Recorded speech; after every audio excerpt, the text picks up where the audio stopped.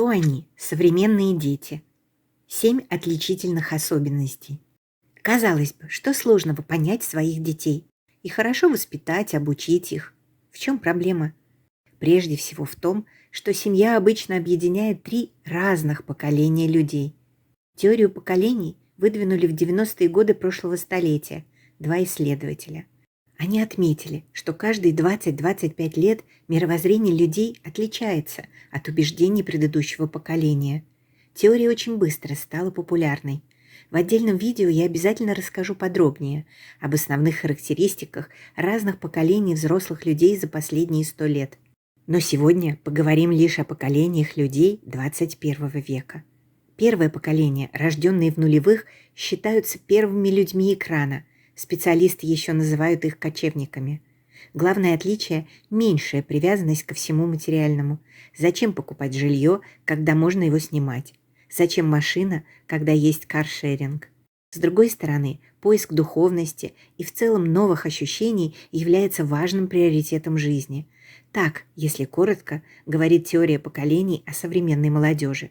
Теперь о малышах. Ученые предлагают называть детей с датой рождения с 10 по 24 год 21 века поколением альфа. Конечно, границы поколений всегда условна, но есть в этом символизм. Приход в нашу жизнь цифровизации как бы обнулил предыдущие закономерности, и первое поколение цифрового мира открывает собой новый отсчет. Конечно, все происходит здесь и сейчас, поэтому подробных исследований нет и быть не может. Но определенные выводы сделать уже можно. Давайте попробуем выделить 7 основных черт поколения альфа-малышей. Первое. Наши дети – представители отличного от нас информационного общества, основная мотивация которого – самореализация ради публичного одобрения. Мы старались быть не хуже, чем другие, а наши дети – поколение людей, для которых естественно вести 2 параллельные жизни – реальную и виртуальную, а значит путать действительность с миром грез и желаний. Наши дети познают мир не через общение, а через онлайн-пространство, и оттуда же черпают нравственные ценности. По сведениям агентства Овком, каждый 4-й ребенок является владельцем собственного гаджета уже в возрасте 3-4 лет.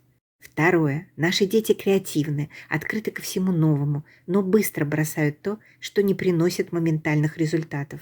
Проблемами стали концентрация внимания и умение запоминать. Третье. Наши дети привыкают к быстрому удовлетворению желаний. Живя в обществе чрезмерного потребления, они как бы теряют способность удивляться и радоваться мелочам. Если не учить их целенаправленно, сами они не научатся терпеть и ждать, а значит, стремиться идти к достижению своих целей. Четвертое. Наши дети не так дорожат эмоциональными связями со своими родственниками, как когда-то мы. И уже не смех, а грусть вызывают фотки, на которых подмечено, что, находясь рядом, люди смотрят в экраны, а не друг на друга. Наши дети ориентируются не на накопленный опыт старших поколений, а на современные ценности и публичные примеры путей достижения успеха. Отсюда страстное желание быть частью пространства соцсетей и любой ценой соответствовать информационным стереотипам, в том числе красоты. Так, например, в Южной Корее в моде пластические операции для подростков. Их дарят на совершеннолетие или окончание школы и девушкам, и юношам. И что мы видим? Южнокорейский идеал внешности у подростка – фантазийная мультяшка. И такое обесчеловечивание выдается за самовыражение. Что говорить о комплексах нарциссизма от постоянных селфи, неврозах от лайков или их отсутствия, о звездной болезни от публичности с детства. Шестое. Наши дети все чаще становятся заложниками клипового сознания, видят мир не через тексты, а посредством ярких картинок и быстрых видео.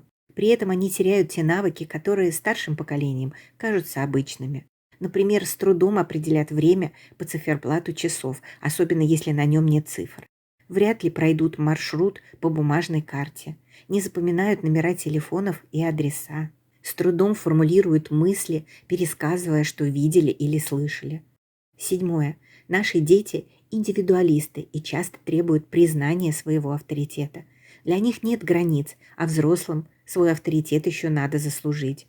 Их высокая осведомленность кажется им умом и опытом и дает ложные основания не так уж слепо ориентироваться на взрослых. Иными словами, альфа-дети– это удивительное и многообещающее поколение, которое бесполезно переделывать под наши представления о том, что хорошо и плохо. Между нами не просто разрыв поколения, в основе разные типы культуры. Учитель теперь не просто должен дать знания детям, но и навыки социального взаимодействия, грамотного поиска информации и ее применения. Родители уже не только любят, заботятся и воспитывают. Они еще должны проложить вместе с ребенком рельсы, по которым тот сможет уверенно и безопасно добраться до зенита своего успеха. Те и другие выполняют еще и дополнительные функции, которые раньше автоматически выполнял коллектив сверстников в процессе общения.